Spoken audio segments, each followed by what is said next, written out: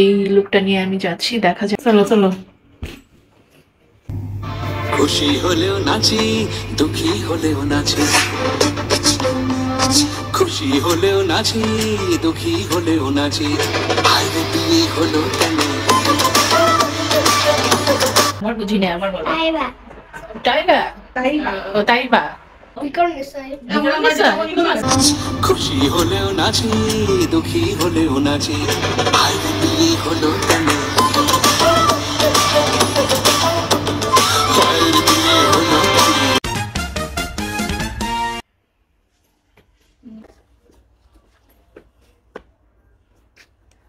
তো হলুদের অনুষ্ঠানে যাচ্ছি। তো হলুদের ঘরোয়াভাবে একটি আয়োজন করা হয়েছে, একটি দাওয়াতের। তো সেটার এই লুকটা নিয়ে আমি যাচ্ছি, দেখা যাক কেমন হয়। তো যেহেতু ঘরোয়াভাবে, তো আমি শাড়ি না পরে হলুদে আমার মনে হলো একটু সালোয়ার কামিজই পরে নিই। তো সেজন্য আমি সালোয়ার কামিজ পরে নিলাম। তো সেই যে দেখে আমার ড্রেসটা, এই আমার ড্রেস। তো এটার চলো চলো। তো আমার বোনকে চলো চলো বলে দেখো আমি আবার রং ঢং শুরু করে দিয়েছি। আসলে রং ঢং নয়, এগুলো ছোট ছোট ভিডিও ক্লিপ নিচ্ছিলাম আমার ফেসবুক পেজের জন্য, ইউটিউব চ্যানেলে শর্টসের জন্য, আমার লাইক পেজ আছে তো লাইকের জন্য। তো ছোট ছোট করে আমি ভিডিও ক্লিপ নিচ্ছিলাম।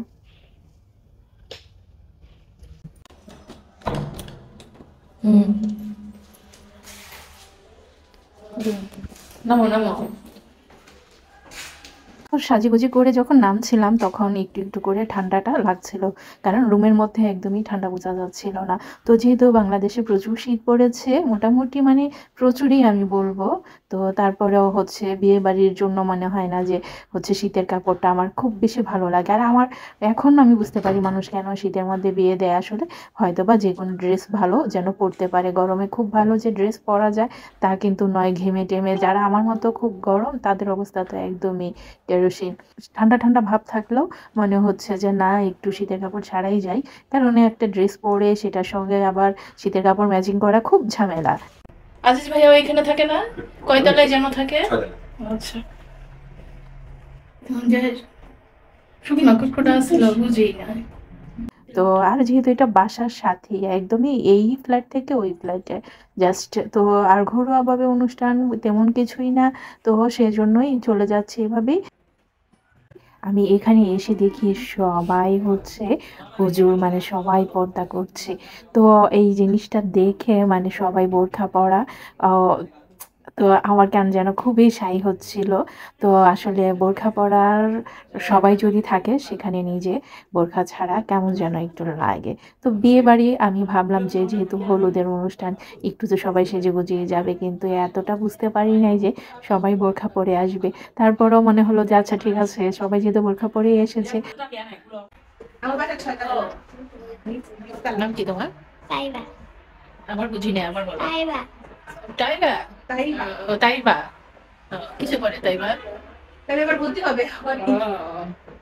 নতুন নতুন স্কুলে যাবে, তাহলে বান্ধবী হবে তো অনেকগুলো।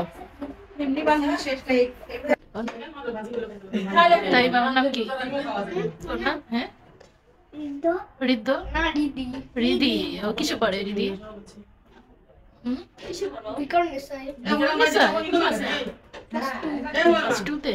আচ্ছা ভালো তো। বিকারুননেসার স্টুডেন্ট তুমি? আমি বোরখা ছাড়াই এসেছি, তো আমি একটু বাচ্চাদের সঙ্গে মিশে যাই, কারণ তাহলে হয়তো বা আমি একটু নিজেকে মানে সেখানে ধরে রাখতে পারবো, মানে লজ্জা শরমের মাথা খেয়ে টিকে থাকতে পারবো আর কি। এই তো আসলে ওনারা নর্মালি পর্দা করে সবাই, তো সেটার জন্যই এই অবস্থা তাদের। আর আত্মীয় স্বজন তাদের যার ছেলের বিয়ে তার থেকেও মানে বেশি পর্দা করে, যেটা গিয়ে দেখলাম আর কি। যাই হোক, জেনে শুনে যাই নাই। আর বিয়ে মানে তো একটু আমরা চিন্তা ভাবনা করি যে অন্য টাইপের, মানে একটু ওপেন, সবকিছু একটু হাই হুল্লোড়, সবকিছুই একটু মাস্তি করা, এই টাইপের সাজুগুজি। তো সেটা সাজুগুজি ছিল খুব অল্প মানুষের, বেশিরভাগই বোরখা পরা ছিল, এই আর কি।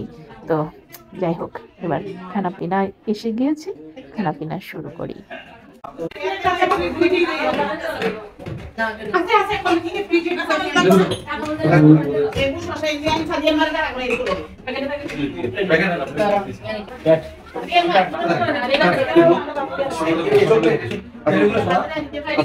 টাইম প্লেট এগুলো তো দিতেই পড়ি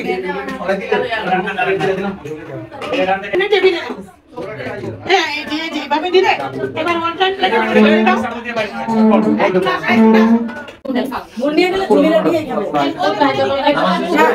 ভিতর দিয়ে দাও। আচ্ছা একটা বল ভিতর দিয়ে দাও। এই এই ইমন ভাই শোনো ইমন ভাই শোনো এখান থেকে ওয়ান আচ্ছা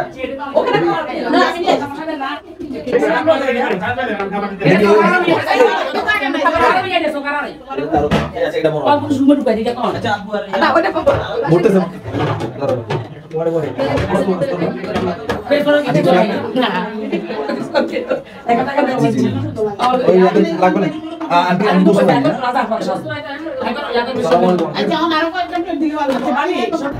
আন্টি কাঁচামরিচ হ্যালো এটা কি আচ্ছা গরম করে রাখেন আরে না ওটা তো আমার মেহমানটা শুনে তো সবাই গেলে গেছে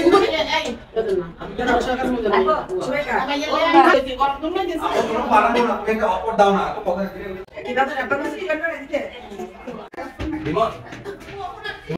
তো খেতে খেতে চিন্তা করলাম যে বিয়ের বাড়ির আর হলুদের অনুষ্ঠানে এসেছি, সেটা শুধু খাবে এবং হচ্ছে সবাই গল্প সল্প করবে এবং ছেলেকে হলুদ দিবে রাতে 12টার পর হয়তো বা একটুখানি। আর মেয়ের বাড়িতে চলে গিয়েছে সেই মেয়ের বাড়ির যে ডালা সাজানো সেগুলো নিয়ে। তো পরে চিন্তা করে দেখলাম যে খেয়ে দিয়ে একটু দুষ্টু মুষ্টু করে বাচ্চাদের সঙ্গে একটু ছবি টবি তুলে বাসায় চলে আসি। তো এই ধরনের হলুদ আসলে আমি খুবই কম পেয়েছি। আমাদের গ্রামেও যদি ছোটোখাটো হলুদ হয় সেখানেও কিন্তু ছেলে বা মেয়েকে হলুদ দিচ্ছে, হলুদের কাপড় চোপড় না হলেও কিন্তু হলুদের আয়োজনটা থাকে, ঠিক আছে। তো আজকে সেই আয়োজনটা পাই নাই, সেটা ছেলের পক্ষে। হয়তো বা ছেলে বলেই হয়নি, হবে রাত 12টার পরে জাস্ট একটু হলুদ দিবে ছেলেকে, তেমন সাজগুজু কিচ্ছু নয়।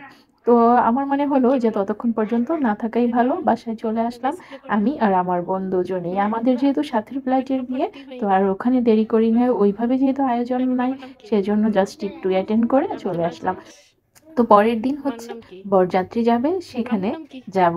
তো সেখানে মনে হচ্ছে পর্দাই থাকবে সবাই সবাই, যেহেতু পর্দাশীল পরিবার মনে হলো আজকে। তো যাই হোক, আমি যেহেতু ওইভাবে প্রিপারেশন নেই তবে তবে যাবো কিভাবে সেটা তোমরা পরের ভিডিওতে না হয় দেখে নিও। চলো আজকের মতো বাই বাই বলে দিই।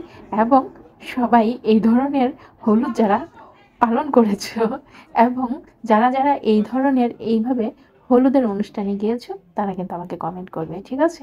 তো দেখতে থাকো নেক্সট ভিডিওতে কি আসবে বরযাত্রী সেটা।